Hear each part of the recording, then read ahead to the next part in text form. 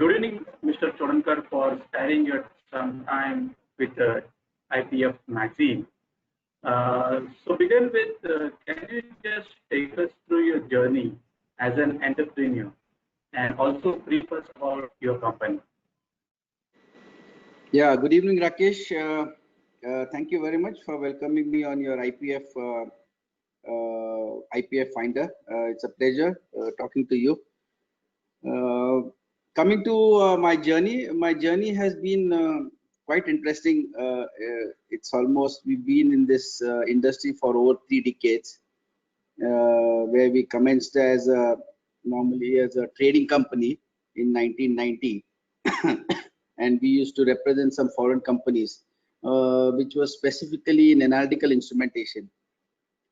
But I think as the journey went forward, we had to then move ourselves into offering some customized systems where we used to import the modules and then build the system to the needs of a customer. This was, we were catering mainly to the nuclear fraternity, to Bhabha Atomic Research Center. The quantum jump that we took was in 2001 when we set up a nano machining facility, which still remains to be unique and one of its kind in India. And in this facility, we set it up to mainly produce mechanical components with 1 micron tolerance, which were used for very niche applications.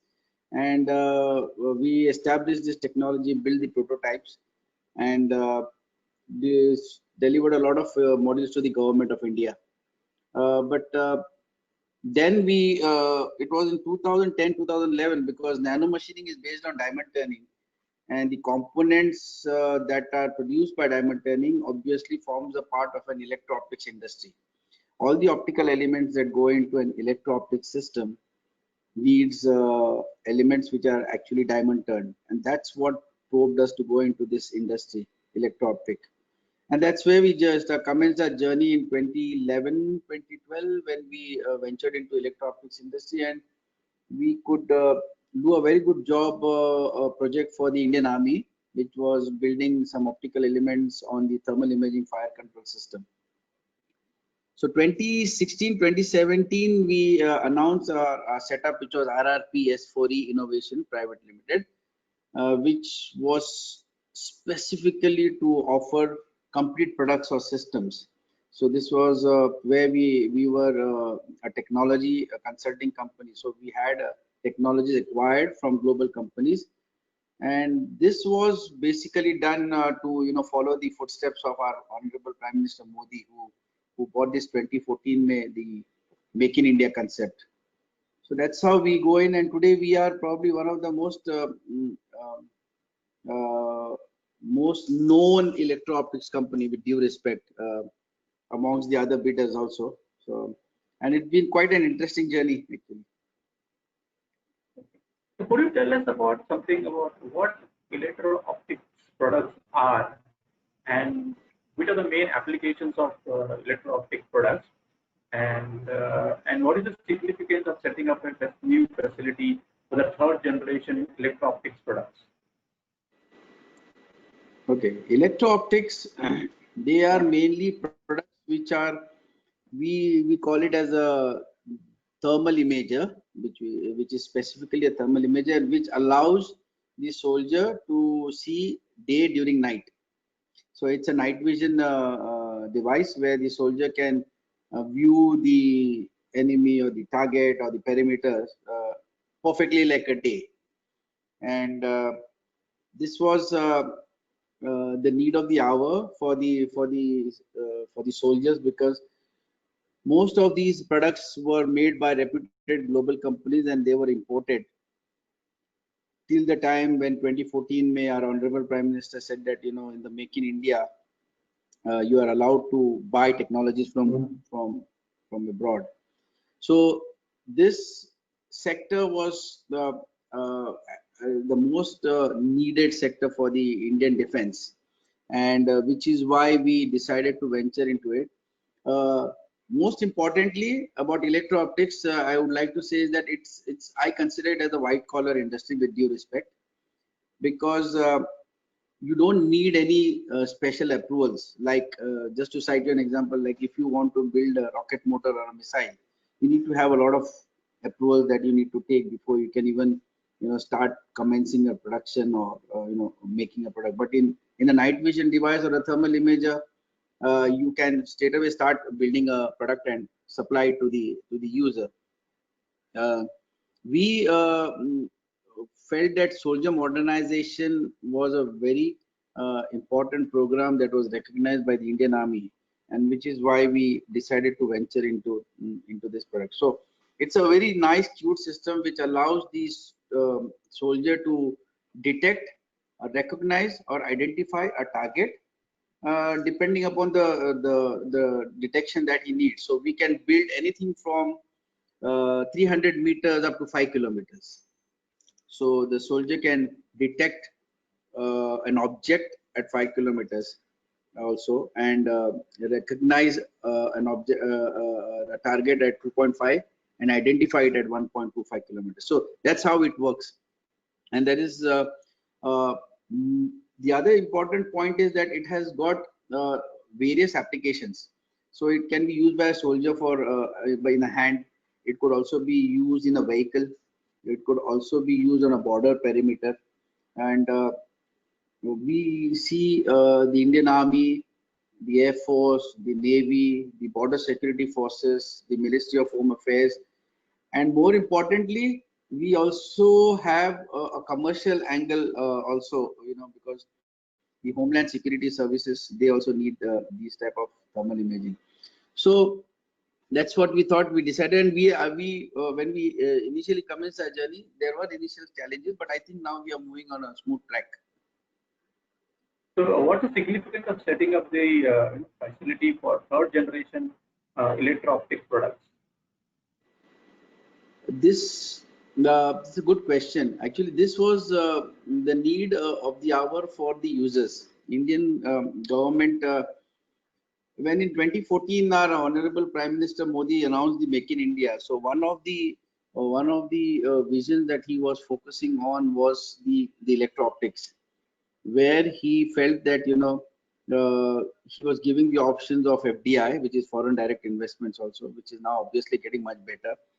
But he wanted the latest state-of-the-art system, which obviously has to be at par with the existing manufacturers globally. So that was the idea. And if we have to meet that, we had to have a third generation facility. Was it an easy task to do it? Answer is no.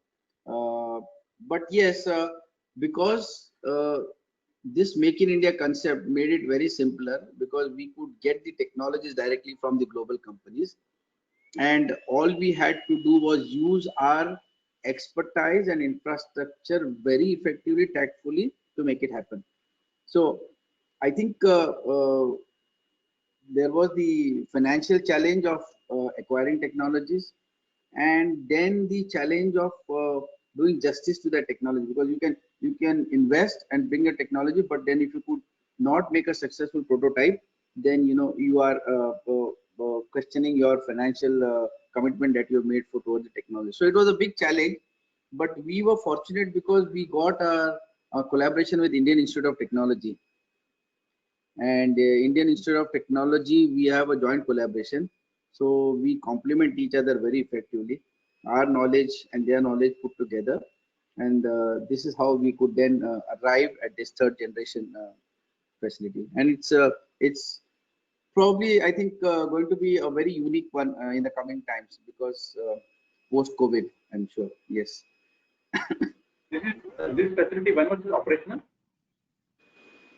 We were planning to be present. It was on 28th of March. We were trying to inaugurate it to the auspicious hands of Dr. Kakodkar, but the COVID thing has delayed it. I think so. If COVID is withdrawn, which you're hoping by this month, then we should have the facility fully functional by the 13th of August. So, coming to COVID syndrome, the COVID pandemic, what kind of products are you offering for COVID detection? Yes, see, we were quite, obviously, COVID was a very big pandemic. It was a very big challenge. It caught everyone unaware, and it put us all into a back driver's seat. But the most important aspect in COVID was, is the fever detection, actually. So that is the best and the most simplest way to identify whether the person is affected by COVID or not. And we had a thermal imaging technology which was based on thermal core. So the the thermal core is the main sensor that has to be used to detect fever.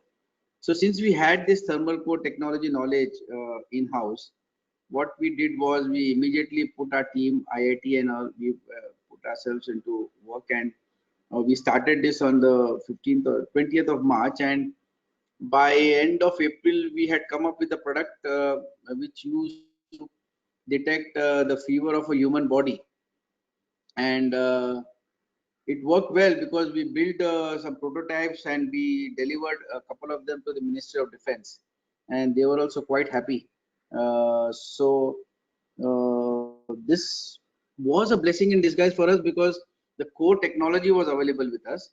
All we needed to do was try to use that core with the right software and the right electronics, and we built that product. So today we have three range of products, wherein we built it to meet the budget of the user. So if it's a we can offer something which is around 1.5 lakhs of rupees, and we can go up to 4 lakhs of rupees. So it all depends on the configuration, the range of detection, and the accuracies. So all these three parameters define the value of the final product, actually. And it's doing well because we secured a project for almost 1,000 units from AMTZ, which is the Andhra MedTech Zone Limited. It's an Andhra, it's a state owned company, and we are going to deliver them 1,000 units by August, end of August or September. So we've got a good investing partner, also the RDB Group, who are joining hand with us also to take this project ahead to a speedy execution. We also demonstrated this to the terminal in Mumbai terminal, and I think the results were very satisfactory. So hopefully when they plan to procure it, I think we will be one of, because there are 4 bidders who actually uh, were invited to demonstrate the products. But it's nice. It was a good journey. We could use our technology to the right, put it to the right use, actually. And hopefully Larsen and Toubro, Indian Institute of Technology, Oberoi Group. So there are a lot of customers who are talking to us, because I was interviewed by Bharat Shakti, Nitin Gokhale, who is the advisor to the defense minister, actually. And so at that point of time, we also introduce our products, probably. So that also got a lot of awareness. So, and it has helped us. We are busier than the normal times, actually. Yes, yes. So you just know that you had a collaboration with RJB Group, RJV. Yes, RDB, yes. RDB, okay. Yeah. What's the full form? It is I think the name of a entrepreneur who is based out of Kolkata. They have multiple investments, Okay. and they were eyeing They are the basically investing partner, not a strategic kind of a technological arrangement. Right? no. They are coming basically to a perfect handholding approach Okay. and convert our dreams into reality. So, So that's so within 1 month, I think you said 28 March you started the process of thinking of going into this product range, and by the end of April you had a product, a commercial product yeah, at your hand. So within yes, 1 month you are able to deliver that. So is yes. this going to be a temporary kind of a product offering just from COVID, are you thinking of taking it forward as a different, as a new, business opportunity as you go forward? With due respect, I think this product would not be a permanent sector for us actually, because I feel the COVID is going to get diluted, and probably over a year, after a year, I mean, we are also praying that everybody sees good times and we say bye bye to COVID. But the advantage lies with the user, because tomorrow, if let's say COVID is eliminated 100%, the product still has a value. So let's say, for example, I'll just cite you an example. Let's say at the terminal, you install this product at the terminal to airport, and let's say the fever detection, the fever obviously is eliminated. But this system will always help them to monitor many other things during the day and in the night, which the terminal 2 with or any airport or any hospital or any corporate will not have that facility. It's always a visible camera that's doing the job, and maybe up to the pitch dark. But this will help them like an indirect surveillance system, which is probably, I feel, the need of the hour actually. And which is why I keep on telling most of the customers that this is for you. For us, it may be a temporary product for the time being, because we have originated this product as the need of the hour. But for a user, it remains to be a very good need, even though COVID has gone in actually. Because as you see, surveillance is the most important aspect as time goes by actually. And anybody who has this equipment will obviously can use it as a surveillance for day and night, because a thermal camera can see in the day as well, and obviously sees in the night actually. But a visible camera only sees in the day, but in the night it's not very clear actually. You need to put some IR filters and then make it a night vision. But a thermal camera helps you to see during the day as well as in the night. So tomorrow he can use it. Once the COVID is eliminated, he can use it as a perfect surveillance system and record. So a lot of activities that probably would be going around in that vicinity, which nobody would be aware that there is a camera that can detect in the night. The thermal camera will do that job. So I feel that it's value for money for any user who buys this, even for fever detection. So you said 1,000 units you are going to deliver by the month of August 2020. So are there Yes. any big orders in your pipeline which you are secured besides this 1,000 units? We are actively talking to the export countries especially, and the bigger products, the bigger volumes that we see. Obviously Larsen and Toubro have already approved our product, so we are installing them in Mumbai, but eventually it will go on a pan-India basis. So we're expecting a good quantity from Larsen and Toubro. So they We are are importing, they are using it for their facilities.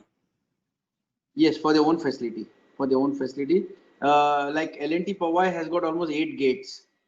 Then Okay. they have a lot of buildings internally, and So this then is they for have surveillance, right? this is for The fever L&T detection.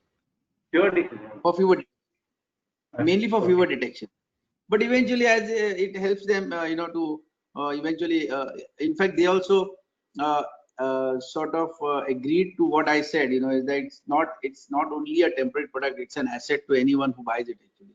So So that quantity. the same product can be used for surveillance. Oh yes, oh yes, oh Okay. yes, because it's so we using the same core that is used for detection, recognition, and identification. We are only modifying the software so that we are converting the heat absorbed from the body of the person and converting it into temperature using various algorithms actually. And then you get temperatures, and then you can varies, save the data, capture, and all this. That's all the software that does actually. So India, with all due respect, has got very good software capabilities in terms of manpower. So we have excellent brains actually. Otherwise, we would not have achieved what we achieved. Actually.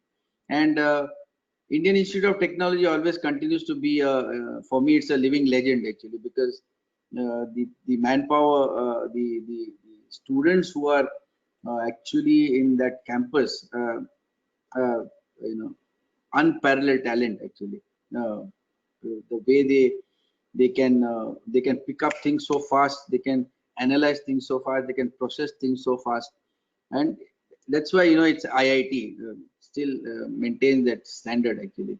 So that is why I think software capabilities are very good.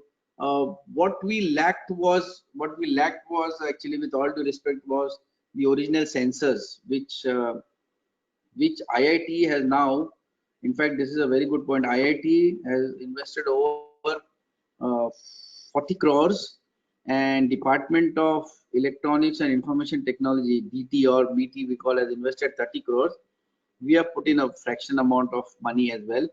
But now we have a fab facility wherein we, along with IIT, will be producing these sensors in-house. And if we can do that, we'll be the fourth country in the world after US, France, and Israel actually. And those sensors, obviously, it's a huge business opportunity actually. And So this fab facility, it's you already started working towards this? the facility is ready. The infrastructure is ready. Equipments are all in place. The clean So room it is is set up based in in IIT Powai? IIT It Powai. is. Yes. It is under Dr. Subhananda Chakrabarti, and Dr. Subhananda is, so in our thermal sensors we have two segments, which is the uncooled segment and the cooled segment. So Dr. Subho has got the technology for the cooled segment, and we have got the technology for the uncooled segment. So that is how we complement each other. And the fab facility, to a certain extent, is the same. Only the deposition system for an uncooled is different. The deposition system for the cooled is different. But we are now all set actually. We were actually planning to release this prototyping by August, September. So we lost these 4 months, but nevertheless we will start moving on a very fast track, and we are very hopeful that we should have a product by Jan. And if we The can have sensor. this sensor, yes sir, if we have the sensors, we will have 100% make in India product, 100%. And it will be for thermal imaging, night vision, for perimeter, border security, for Air Force, Navy. All sensors will be available in-house actually. And that is going to be a revolutionary announcement, I can tell you. We are working actively, but obviously, full credit to IIT and the team. They are awesome. And the government, with due respect, within its capabilities, supported them very well. I mean, for DT, for Department of Electronics and Information Technology, I think Ajay Kumar Saab, who is Dr. Ajay Kumar ji, who is now the Defense Production Secretary, he was also the secretary for DT before he went into defense production. So that's what his vision was, I think, and really we are quite thankful to them. So because it's 30 crores is a lot of amount, and they invested, IIT invested, and today we are just at the cusp of a new era. Had it not been for COVID, probably we would have been very close to releasing a prototype. But I think better late than never. I think things that come late are always come in good packages.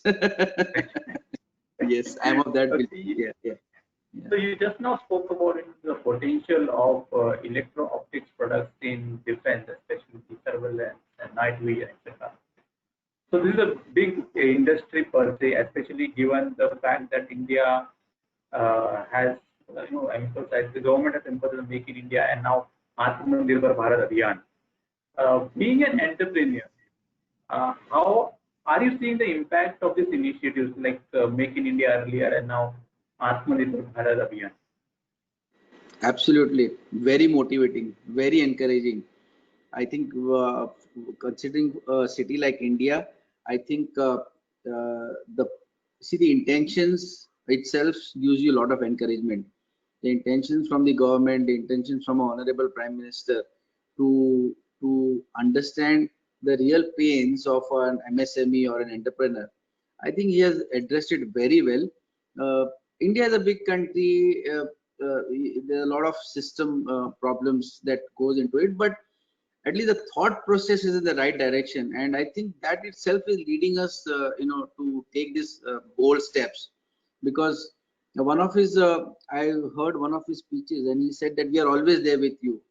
I mean that itself is always good for entrepreneurs, and which is why you see, there are a lot of new things that are happening. All entrepreneurs are taking those bold steps.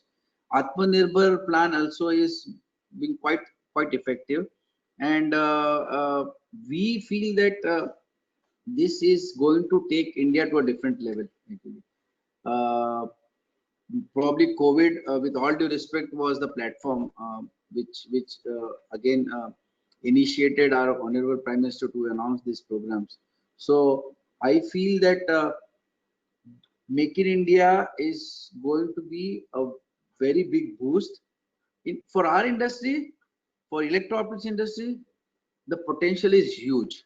Uh, if you see, if you read all the market surveys data for electro-optics industry, you read there are probably, I think, 7 or 10 reports that are published on internet, and all the reports forecast potential values which are almost close.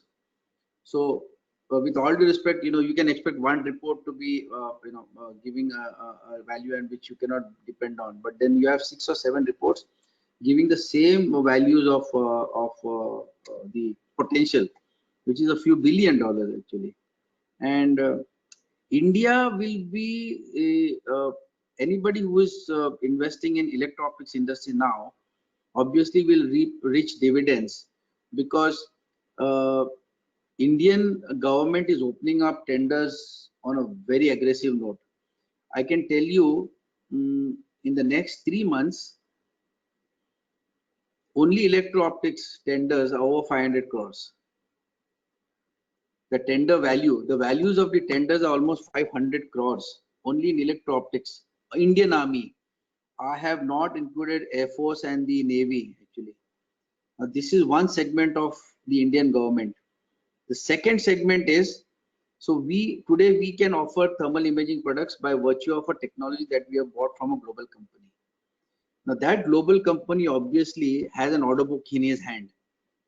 So what he does, he thinks is, if, and it's a fact, this is established beyond doubt, that whatever you make in Israel or whatever you do in any foreign country, you can do that 20% cheaper, 15% cheaper, or 30% cheaper, depending upon your skills and your expertise. So a product that they were making for 100 rupees, I'll just cite you an example, they can make it in India for 70 rupees or 80 rupees. So what they do now, and we've experienced that, they have shifted a part of the order book to us. So let us say, even before we are getting business from Indian Army or from Indian government, we are already getting business from them. So our facility sort of is functional right from day one. With this Make in India concept, all our neighboring countries are now eyeing India as a potential seller for all these products. So we get inquiries from Bangladesh, we get inquiries from Indonesia, we get inquiries from UAE. Now we are doing a project for UAE where we are supplying these thermal sights for an assault rifle. Now they were actually looking always to procure from the US. Now they feel that, if they are getting the same product from an Indian vendor under Make in India and at a better cost, why not? So I will cite you an example. We were at the DEF Expo this time, obviously well organized DEF Expo in Lucknow. Obviously, it was so well organized. So we had these customers coming from abroad, and we had the opportunity to display our products live. And they found out that our product quality was as good as an American product. and they were quite surprised. And I said that I mean, it's not to be surprised. You need not be surprised, but so now they realize that even India has got the capability, and now they realize that it has come. The Make in India has been the best platform for it actually. Or else in the earlier days, we had the best software guy, we had the best electronics guy, we had the best hardware guy, but we never knew how that hardware, software, electronics could assemble and get your final product.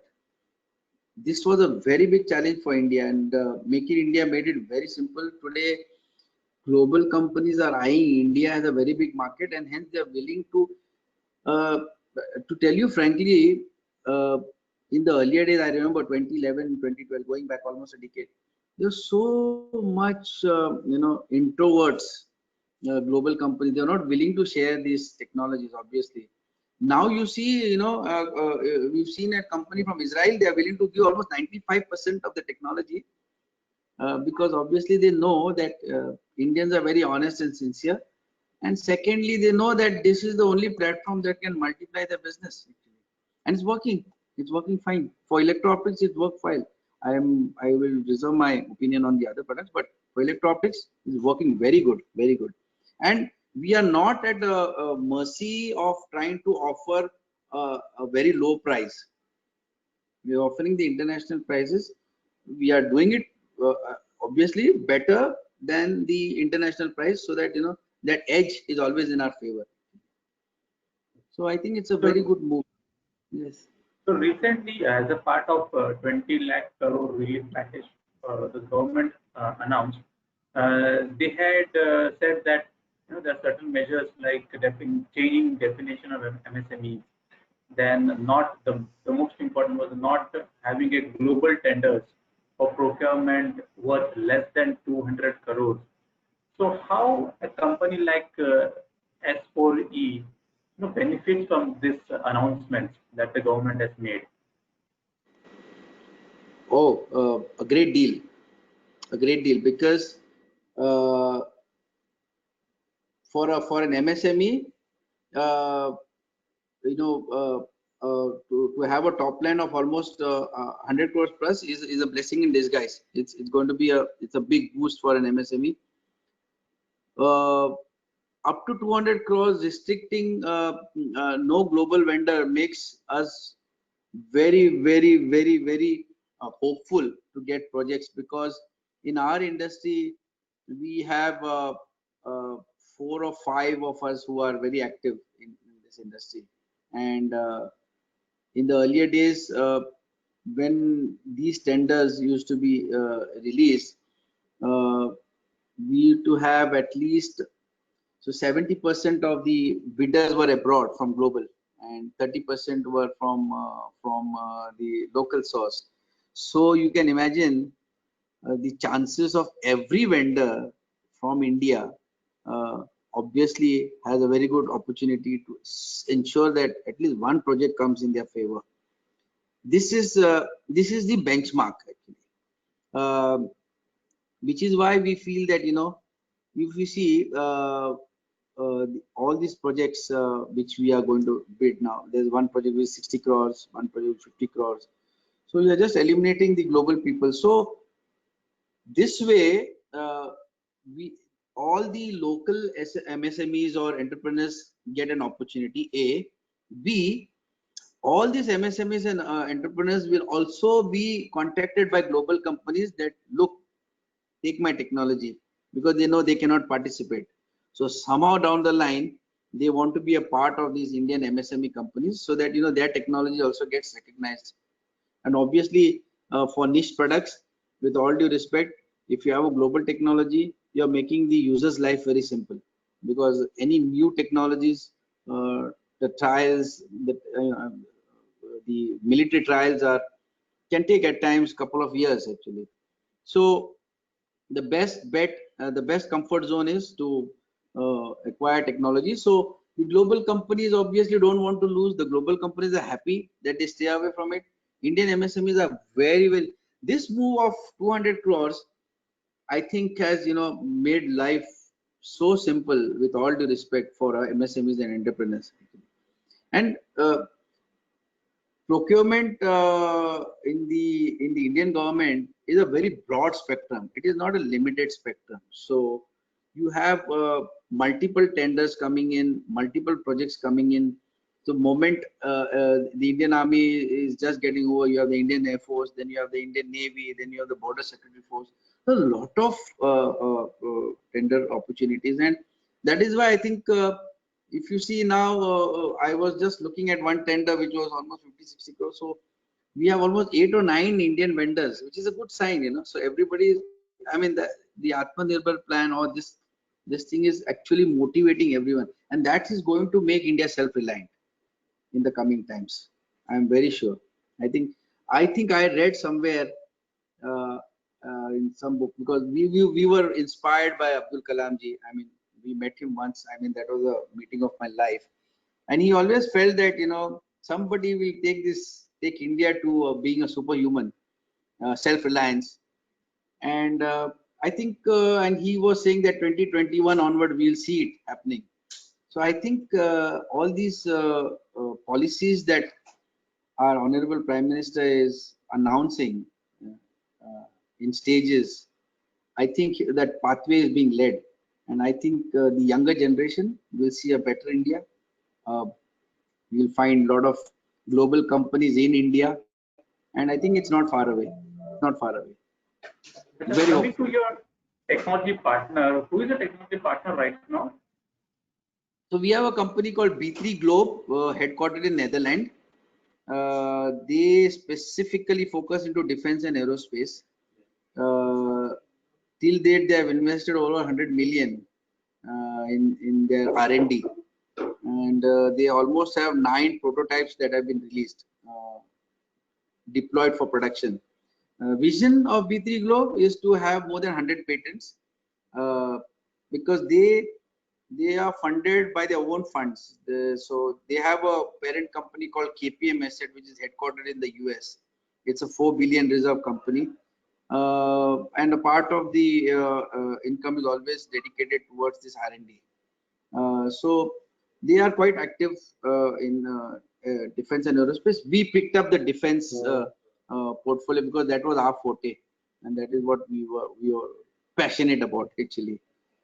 So yes. So comment you just made about, you know, the potential of electro-optics products in India. So what is the potential market size, potential size of the market that you are aiming to tap with your products and systems? When we commenced this journey, we were not targeting.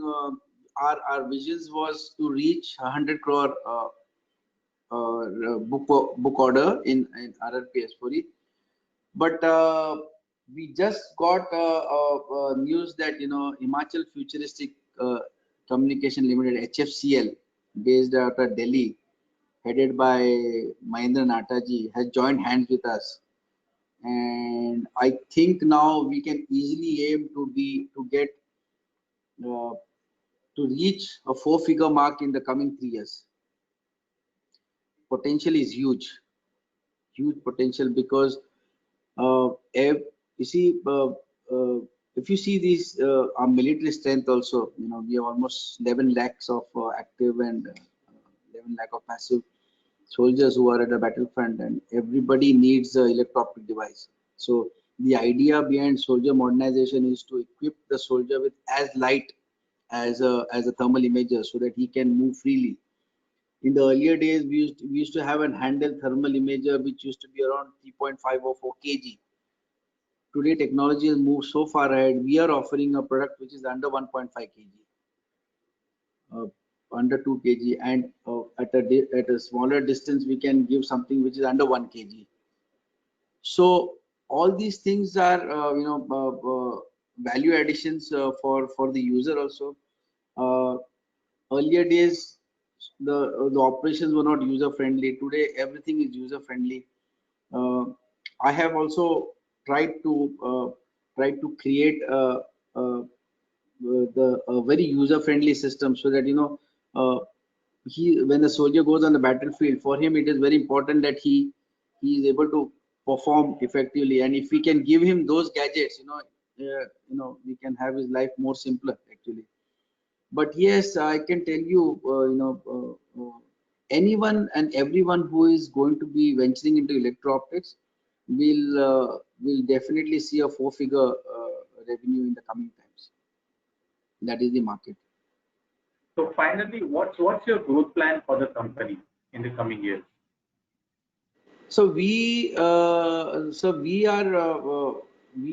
to take this to a different level. And if you it's a good point to ask. We were funded by the Maharashtra Defense and Aerospace Venture Fund through IDBI Capital Security Market. They've invested in our company under equity, and the idea behind them investing in this is to get ourselves listed on the main board actually. And they are looking at doing this for 3 years from now. So we just started.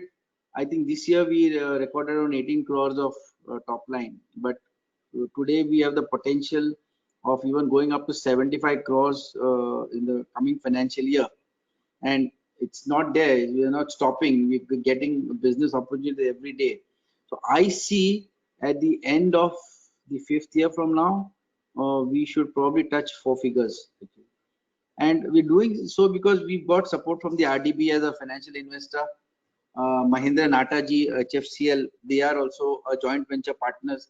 So everything is moving in the right direction. I think when you start moving with a positive drive, you start getting wonderful partners in your journey, and it makes the thought process starts looking real. Everything has to start with fiction and then convert into reality. It's just like nanomachining. When Eric Drexler in 1962, he said he looked at a vessel and said there's more space at the bottom. So everyone thought that it's fiction. How can the bottom ends there? But the nanomachining starts from the bottom actually. That's what he meant. And the Americans first started doing a lot of research, and I think by 1985 they came up with this nanomachining technology. So I think it is a very, very, very interesting journey. We are quite motivated with the potential market, Make in India, and I think we gone through all the challenges, but I think we embrace challenges, because I think only if you have a challenge, then only your output is more sweeter actually. Smooth sales are short time actually, but challenges aa jata hai, so we are very happy. But we are seeing a better India, a better RRP S4E also for sure in the coming times. Yes. Thank you, Rajendra Kodankar, for sharing your inspiring words with us for IPF readers. And we would look forward to meet you again when you are going to launch or open your new facility. Yes, we'll definitely invite you. You will be a part of the invitation, because we are trying to inaugurate it through Dr. Kakodkar ji, depending upon his time availability. He's obviously an advisor for us. He's been my advisor right from the 1991 onwards. Actually, I have learned a lot from him. I cannot. Words cannot express by words the amount of knowledge that we have gained with his interaction. So we want him to inaugurate, and we will definitely invite you. I can assure you on that point. Yes. But thank you very much for spending your time also in this challenging COVID times, because I think everybody has got their own limitations. But despite that, you've come ahead. I really appreciate your time. Thank you so much. It's a pleasure talking to you. Yes. Thank you. Okay. Bye. Thank you. Bye-bye.